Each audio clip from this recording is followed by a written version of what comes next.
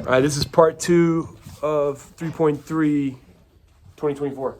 All right, I would love if you know the 2 dates, but even if you don't know what they are, put a sentence to this, like what's happening in this picture right here. I don't know if it's a chart or I don't even know what you call it, but talk about it. What you got?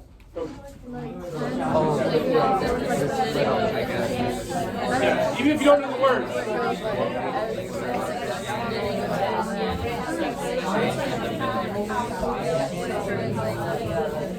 All right, Gabby, what you think? What you think is happening here? Maybe like how Christianity There you go. Yes, Christianity's splitting. Right? Does anybody feel confident they know what this first split is? What you got? Eastern Orthodox? That's yes. Do you know what the split is called though? Great Schism, the Great Split. Before our class, but close enough that you could use it on an essay as context if you had to. You totally could. If you're talking about religious tension or something, you totally could use it. Does anybody know what this one's called? Yeah. The Protestant Reformation. I want you to write that word now. Protestant Reformation. And now look at that word. People hear that word, but they don't see how simple. It tells you what it is inside of it. I want you to underline the 2 root words of Protestant Reformation. What are the 2 root words? Yes, good. Protest and reform. So it's a protest of what's been happening. We need to change it. We need to reform it. All right, so the Catholic Church at this time has all the power. Like, everybody's a Christian in Western Europe pretty much. Everybody's worried about what's going to happen when you die. Like, that's a natural human thing, like what happens when you die or whatever.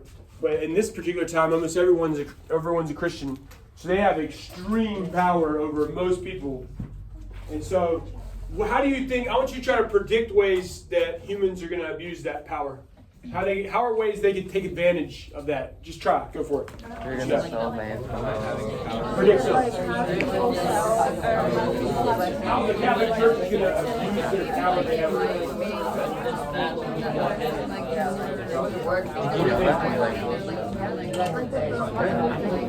Kind of everybody knows that. Yeah. All right, Ismael, what you think? I think with the amount of power, you would feel as if you were God, so you could do anything, and that would probably corrupt someone.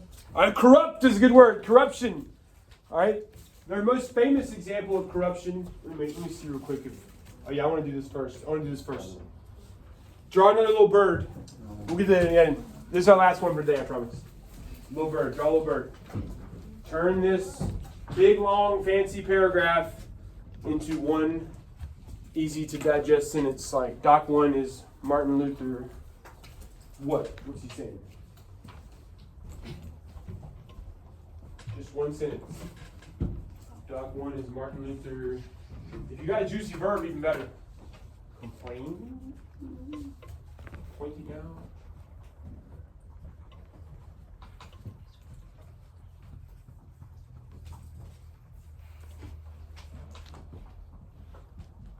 I will help you. You could use the word pope instead of all that other nonsense.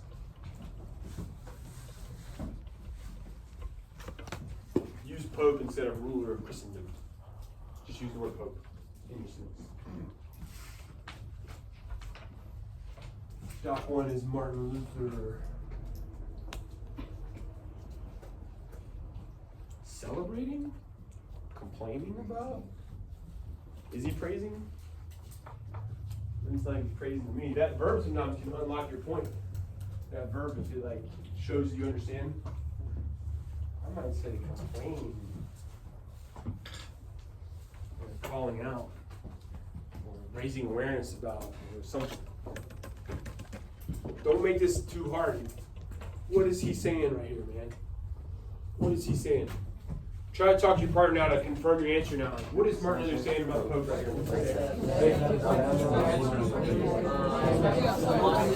here? Just use your own words. Use your own words. Use your own words. All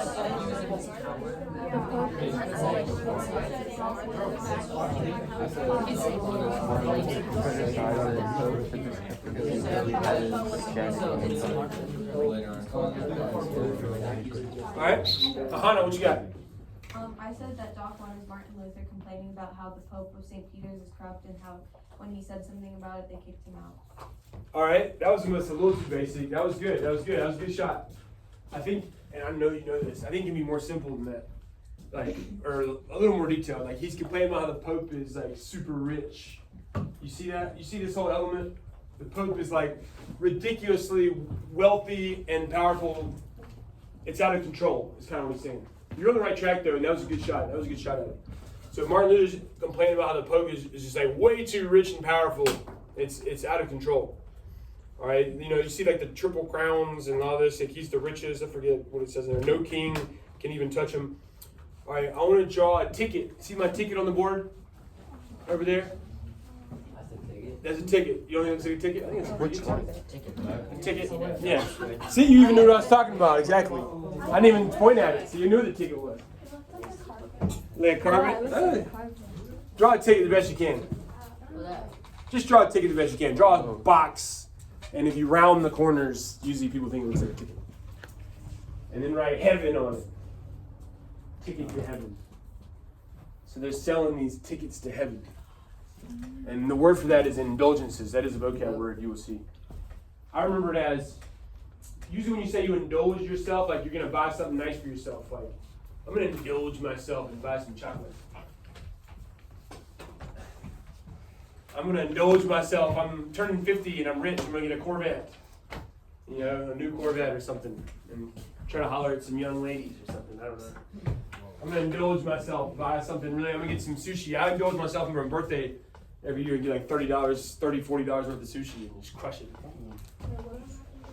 So what's more valuable than going to heaven? Now, do you think it says in the Bible that if you pay the Pope money, you can get to heaven? No, all right? So I want you to do a quick turn and talk. Let me see if I can ask this question correctly. What's the connection between most people in Europe are either illiterate or they can't read Latin, which is what the Bible is always written in. They might know German or English, but they don't know Latin. So people are either illiterate or they don't know Latin. And that's what the Bible is always written in. What is the connection between that and the Catholic Church's power? See if you can find it. Go for it. See if you can find it.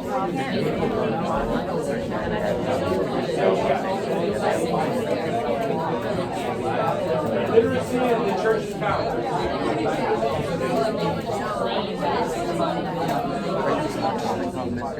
All right, Shree, what you got? We don't know. If he made up something, we would realize. They can't read Latin, so they just believe everything that They believe everything they say. So it's like, hey, what does it say? It says, hey, give me $500 and you can go to heaven. Really? Yes. All right. They would even sell indulgences for people that are already dead. Like my Uncle Bill was like a big drinker, cursed all the time. Can we buy him a ticket? Sure, yes. That one might actually cost a little more.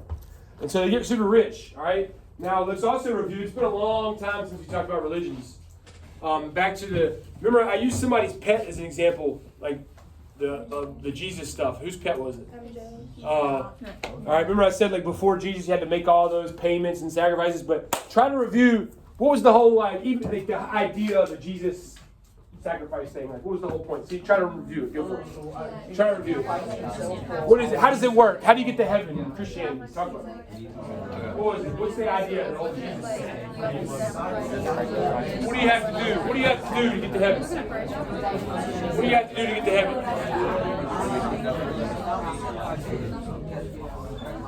We'll give a piece of candy. It's been so long since we did it. Who wants to try a piece of candy? So, Jesus killed himself to like Go pray. ahead, Dominic. Go ahead. Jesus sacrificed himself for us to cover our sins. So, like, How do you get to heaven then? What do we you have need to to do? give back by not sinning and being true to the It's world. easier than that. Believing Remember? in that. It's easier than that. Go for it. All you have to do is believe in it. Look at this quote right here. Martin Luther is he's actually a monk who is very Catholic. Look at that quote right there, the quote he comes across. And the more he reads, the more he's like, all you have to do, good job, brother. Good try. And you were on the right track, but it's simpler than that. It's just believe. Believe that he was the thing that was killed instead of all the little pets you have to keep doing and stuff. That'd have been bad. It would have been better if it was on camera and I fell. But.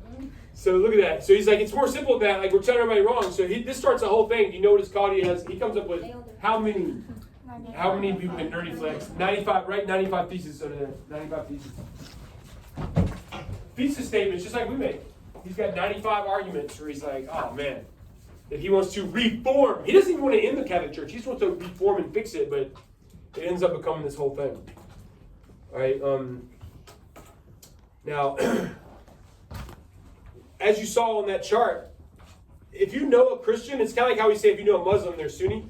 If you know a Christian in America, they're either Catholic or they're Protestant, although we've started to get a lot more Russians and stuff, and so you might have some Eastern Orthodox. But usually, 90% of the ones you meet are going to be Protestant or Catholic. So if you hear any of these other words, look at these other words. If you see all those are all considered Protestant, just so you know, in case you see something on a test. Now, it continues to split. They want you to know an example of a radical split that's even more radical. And I never make fun of religions ever because they're all good and they all make the world better. This dude's ideas are pretty crazy. Sometimes I'll accidentally make fun of him. I want you to write his name down. He's in the CED. And I have a good amount of bias. I don't even like talking about it, but I'll try to explain it. Put Calvin. And he comes up, he takes like this weird route where he's like, hey, he believes in predestination. That it's been predetermined who goes to heaven or hell. And you can only lose it. So he's like, everybody should try to be as good as they can. And he's like, and if you were meant to be in heaven, like you were predetermined, then you get to go. And he's like, I was predetermined, I already know. And so the whole thing is just kind of out there. So the way I remember the predestination thing is, I remember Calvin, and I say, Cal been in. It's been predetermined. Like, so write Cal's been in. Calvin, Cal's been in. I don't know why this got popular with some people, but it did. Cal's been in. So write Calvin, Cal's been in, and then put predestination in parentheses. This is just an example of being more radical. Right. But anyway, now, how you need to know an example of how the Reformation spreads, and the most fun example we're going to see in a second is Henry VIII, and he's obsessed with having a certain gender of a kid. And so, before we talk about that, I want to hear you, without canceling yourself, be careful. Like you're the biggest risk. Be careful. Be careful. I'm not going to call on you, even if you raise your hand. But still talk to him. I just mean that out of love. You know I'm messing with you, right? But would you have a boy or a girl? You got to have a reason why. I want to hear a reason why. Talk about it. Reason why. I don't mind. Can we smoke? Huh? You got to pick one. Pretend it's the AP exam. You got to pick one and give a reason. You got to pick one and give a reason. Boy. You got to pick one and give a reason. I really want to give myself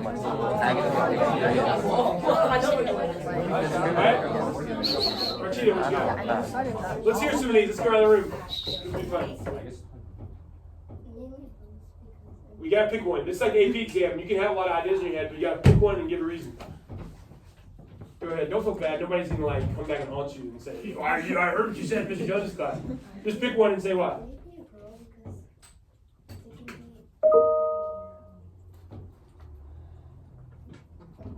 Mature. Nicer, more mature. Yeah. They usually do the best like work on vocab and stuff, and like the cleaner like work. So that could be a reason. Like they're usually the girls are better at school. They really, I mean, it happens a lot. What you got? What you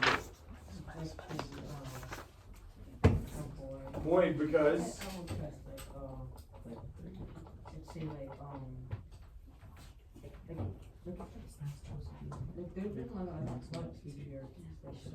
So it's like, hey, fine, you can't beat him, join him, right? You can't beat him, join him. What would you pick? Boy, because it's like, might as well go along with it. It's easier for him. All right, what about you? What you say? Same thing? What you got? You gotta say something else. Yeah, expand on it, man. You can't just do that. A boy. You all said the patriarchy like 3 in a row, man. Well, explain it then. Explain it. What do you mean? You can't just be like, boy, patriarchy. Like, make it make sense. Yeah. And go ahead, try to. I said like a boy because like in the past they've been seen as like more power, but then I just thought about it, like if you have a girl, they can get married into like a wealthier family. Hey. Yeah, I don't know. All right. Dude, that's being creative. That's being creative. That's being creative though. Like he's like, hey, the boy's kind of stuck. He'll probably be what his parents were, but the girl might can like bat her eyes at like some rich guy, you know. All right. What you got? said boy because girls are too high maintenance. Oh, I knew somebody come on. Yeah. What do you mean by high maintenance? Yeah, you gonna respond to that? So I picked girl because girls mature faster than boys, so they will be like more well behaved than boys at Okay. teenage. That's not even. Yeah. I like it. I like it. Yeah. I mean, while I do agree with like all the intelligence stuff, I would still pick a boy just because of like the built-in gender bias in everyone. Okay. Hey, he's like, yeah, I mean, mathematically, potentially, unfortunately, the way our world works, they might be more successful. All right.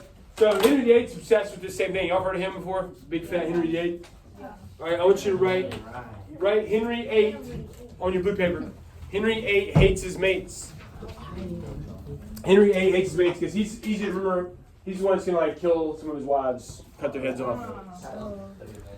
So there's a story here though that helps us understand the time in this rivalry between Catholics and Protestants. His first wife, all right, his first wife that he wants to, Anne Boleyn is like flirting with him, and she's like, I can get you a son because she gives him a daughter, and he's like, arr, arr. And he's like, I need a divorce though, because he was religious.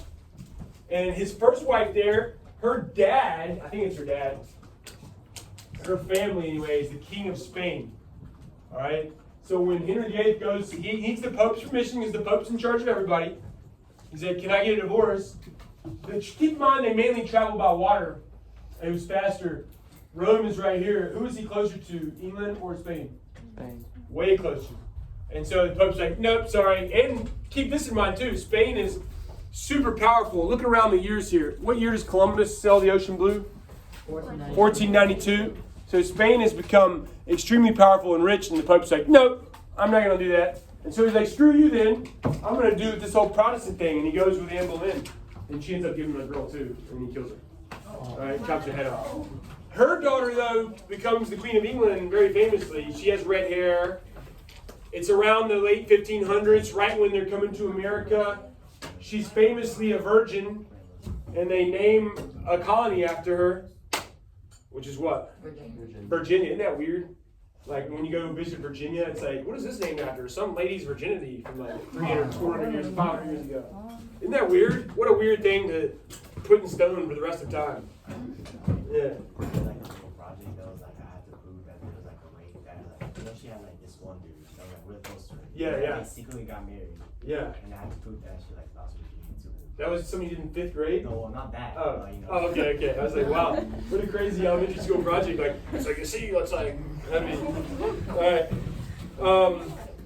So, what else happens here? Before I get to that in a second, I need to remember Spanish Armada, but we need to talk about, write this word on your blue paper. Counter-Reformation. And underline it. Counter-Reformation. Underline it. We're going to do a little bulleted list. So the Catholic Church isn't just going to go down without a fight. You know what counter means, don't you? Counter-punch. All right. Counter-Reformation. So I'm going to give you 3 things. The first one, Council of Trent. Write that. Council of Trent. And then write, underline the C in the Trent and put church trying. The church is trying. Now, don't get it twisted. There's no way they're ever going to acknowledge that Martin Luther was like right. They hate him. He's like the devil to them. But they do like look around. Like, maybe we should clean some things up. So put like beside it. Just put church is trying, and then put like clean up a little in parentheses, something like that. Then the next one's kind of fun if you like basketball. Jesuit, they're like, hey, we're gonna be smarter than the Protestants. We're gonna really commit to education. So, right, Jesuit, just study it. And they make a lot of like colleges. All this stuff is gonna spread to America too, as you can tell. And all those except Boston College are traditionally good basketball schools. Maybe not in your lifetime, but Georgetown used to be really good. So did Xavier. They probably been good in your lifetime. Not really. Yeah, Gonzaga's been really good in your lifetime. Marquette's pretty good. So put Jesuit, just study it. Do not get that confused with Janissaries or I will disown you. But they start with a J. Come on, man. Janissary, you got it. Now, the most fun one is this one. Talk with your partner. What do you think's happening in that picture right there? Oh, is that doctor? What do you think? Yeah, see, he was real fired up. He's ready for that one. He's ready for that one, baby. This is such a funny picture to me. Just look at the picture. Like, casually sitting there while the man's like hanging upside down. I think it's a rope. Oh, you mean that? No, I think he's just tied upside down. All right. Write that word now, Inquisition, and underline the quiz part. Underline the quiz part. Like, I'm going to oversimplify it, but it's like, you know, hey, are you Catholic? No. Okay, then we're going to torture you until you say yes. We've come we're a little off from the whole Jesus turn the other cheek if somebody's mean to you, and like, no matter how mean they are, just be peaceful and nonviolent. We're a little far from that. It's turned into like, look at that bottom right picture. No, let's put somebody on a ladder and burn them alive. You know how it started? So there was a guy, and he was really mean about his neighbor, and then he wrote a big book about witches, and then he just said that his neighbor is witch, and they just tortured her to death. They did. Torturing witches did become like part of this whole situation. There's a lot of great torture methods. If we have time, we'll look into too. Now, we're done. We're basically done with the notes. I just got to give you one more piece of information, and that's the Catholic Protestant thing is going to become such a. It's not a big deal to us now. Like, y'all don't care. Like, nobody in here like rides by a Catholic church and is like throw some fire in there or something like. But this becomes a thing that's going to kill millions of people. I need you to know at least one example. So I'm going to give you my favorite example. All right, not the 30 Years' War. That one's too hard. We're going to do, Spain sends a whole armada of ships up to try to take out England. So I want to draw some water and then land and draw the boat and put Spain, this is the last thing we do, Spain under it and write England on the land. And Spain is awesome. They're super rich and they're going to crush England. But like different things happen, like a storm comes and messes up some of their ships. This is called the Armada though. I want you to write Armada on the water, Catholic versus Protestant. That way you can remember what it is. It's a water attack. Armada on the water, Catholic versus Protestant. And then you can start packing over that, but promise me you look at this chart. Armada on the water, Catholic versus Protestant.